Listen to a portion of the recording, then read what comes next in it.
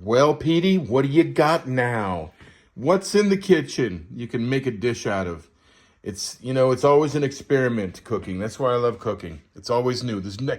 You know what? You have never cooked the exact same dish. Okay? Say that to yourself. I've never cooked the exact same dish. And it is a word of truth. All right, so we got some tomatoes that we grew right on my deck. And then we got some plums that I wish I grew right on my deck, but I didn't. I have a plum tree out front, but the birds got to them before I could. These are some big, beautiful black plums, baby. And then we've got some soy marinated steak that I've got to cook immediately. I don't wait too long on stuff like this. Anyway, I think we're going to do some. I don't know if tomatoes go with big black plums. Big black plums. But we're going to try it. All right. Well, the second thing I did after prepping the beef was prep these big, beautiful black plums. And then I like to leave them whole. Okay? Because first of all, fruit breaks down too fast. If you make them too small, they just turn to mush. So I'm just going to try to make sure these go really well in some kind of heat. I'm not sure yet what direction I'm going. You could probably tell. And unfortunately, the tomatoes aren't going to make this dish. I don't see it. I don't see it incorporating with the vision I have for these and the beef. Of course, I think I already know what I'm going to do. But it doesn't hurt to refer to On Cooking about fruit. There's a section about that. Before I even open the covers, I think I'm going to tell you that I'm going to do a flambe with some very high octane incineraries. Let's see what happens. All right, what do we got here in On Cooking? This is cakes and frosting. No, we're not doing that. We're looking for a glossary here. Here we go, glossary. E, F for fruit. We're going F-R-U. Do you guys know how to spell? Fruit. Fruit is the edible organ that develops from the ovary of a flowering plant and contains one or more seeds, pips or pits. Okay, that's not what I'm looking for. I'm looking for a recipe. Hold on. Okay, bibliography and recommended readings, blah, blah, blah. Dairy and cheese. What are we looking at here? Grains, pasta. Okay, we got it. Index. Here we go. E, G, B, A, B, C, D, E, F. Fats. Fermenting. Yeah, fishing cake. Charcuterie. Deeps. No. Basic pie. I think they're looking at fruit now. Wait. Hold on. Beef Wellington over here. They got that, of course. Oh, they have everything. Italian buttercream. Lemon buttercream. Wait. Here. Fruit recipes. There we go. Working it down to confits. Compressed. Mango. Savory fruit compote. I could easily do a compote. I don't want to do that today. I want to do. Here we go. Fruits. Shove. Down to purchasing. They don't have anything on plum. What's the matter with this Scoffier? Stone fruits. Here we go. 785, 786. Hold on. 78, woo, I think plums and cherries and stuff. Wait, plum. I told you they had a section. Plums, fruit, plum. A round and oval shaped fruit that grows on trees. Of course we know that. Where's a page for French ayin? No. I'm not getting a recipe for fruit. Okay, hold on. Let me look at another place. All right, well, we have a problem. So I'm going to kind of go off the book, out of the book, and do a moist heating method because I don't want to fry, pan fry, or roast this plum. I was looking for something special. So, and I was leaning toward, because recently I've been doing some more poaching. And I believe I could do a poach. But it's really kind of a combination of a poach and a flambe. So basically with the booze I showed you earlier, submersion poaching or court bouillon, shallow poaching, this is it. Just enough liquid to come to an approximate halfway up its sides. The liquid for shallow poaching, called a couson, it's like a cushion, right? Is brought to a halfway up its sides. Okay. I'm going to do that. I'm going to do a shallow poach on the plum.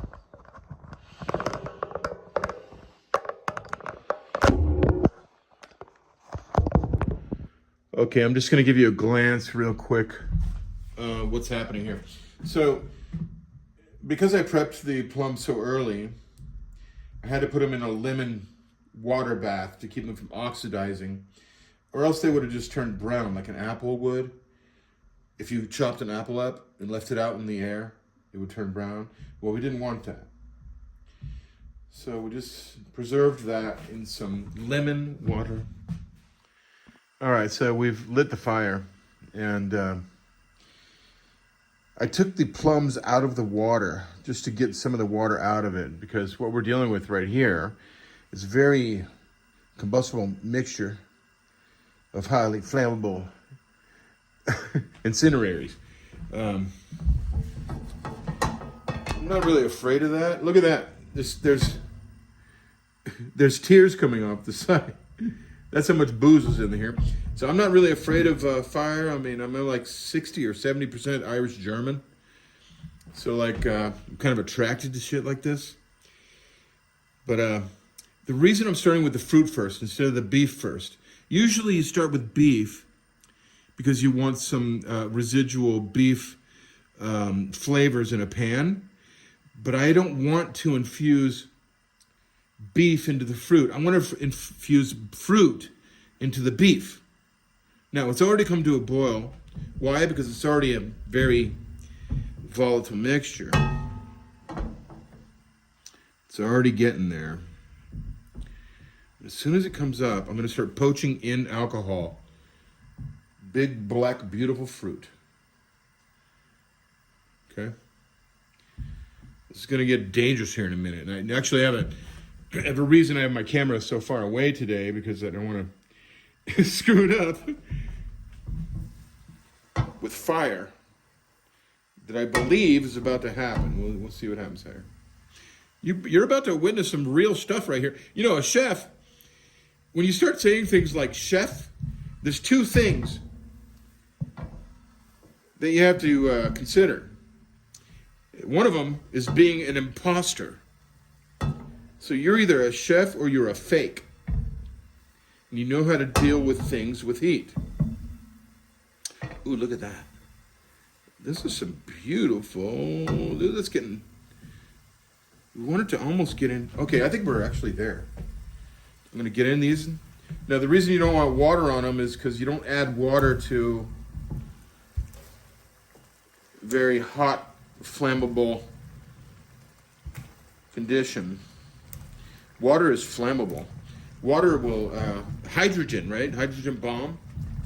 That shit won't happen. Now, we're probably going to look for a flambe here shortly. Look at, the water's already turning purple. Oh, excuse me. The poach is already turning purple. Now, I'm going to keep now look at all this fume coming up off of here. It's very flammable. This could explode at any moment. Oh, look at that beautiful color. Getting into the booze. This is a booze infused. You know what? I'm gonna get receiving pan ready. Let's get something ready to receive these. It needs to be a little hotter, I think, to get a flambeau. Flambeau. You can almost light it right now.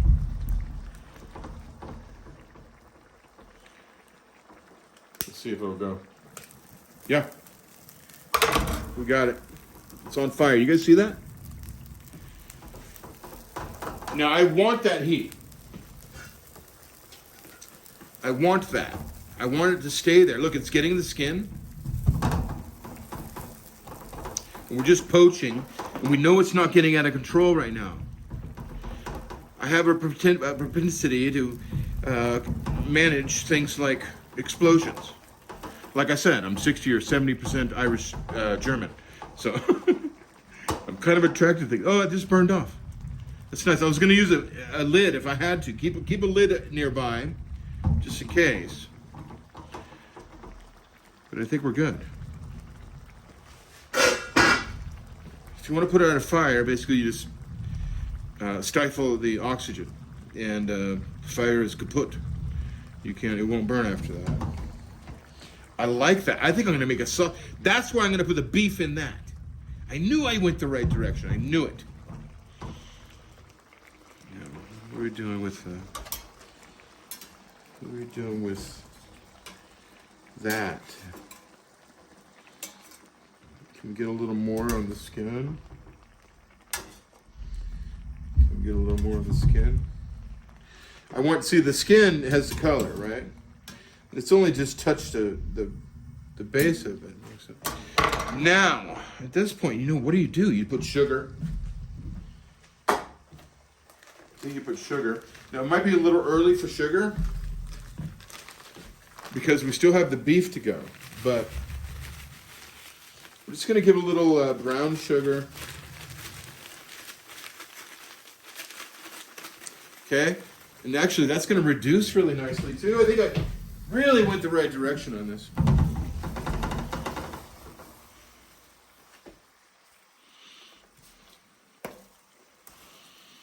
Let's get that front side down. Again. Oh, that is wonderful. Now, when I get the beef into that, I want to really get it down. In fact, I might just save that. I might save that on the side, whatever reduces here, save that on the side for a sauce, or practically just make the sauce now early, then do the soy beef pa. In fact, hold on, hang on here. I'm gonna go get some soy sauce real quick. Hold on. You still there? Stay there, stay there.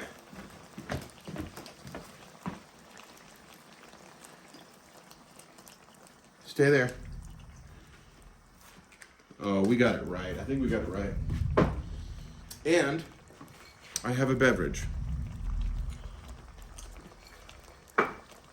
L'chaim.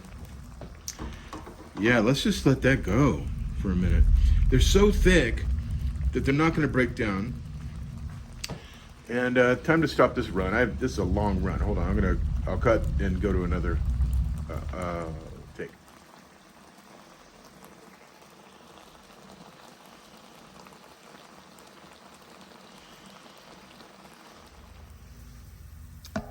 Uh-oh. I did it. I did it right, I think, here. It's pretty nice. I just tasted that. It's amazing. I think we're just going to go ahead and rock and roll this beef up on the sear side up here.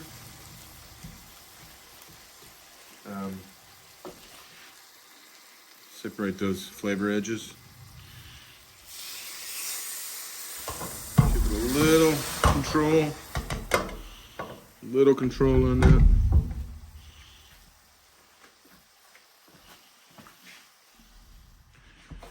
Just letting that get some heat overall.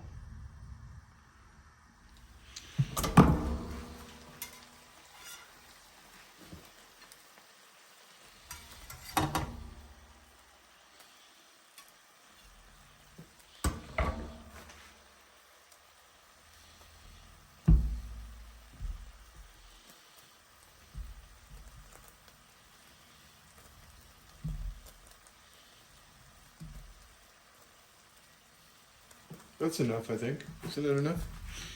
Now we gotta get this out of here. This is old, remember when I made the slices of beef? Here we go.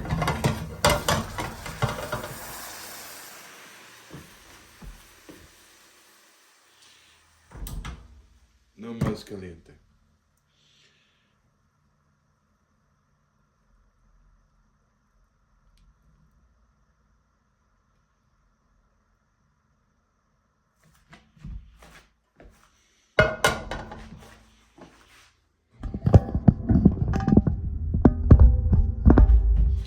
Sorry, it's a little messy when you're here in the kitchen. You know, I mean, you're not going to see this on the table, but when you're back here in the kitchen, this is what you get. I need a little paper towel for them. And I need this to cover.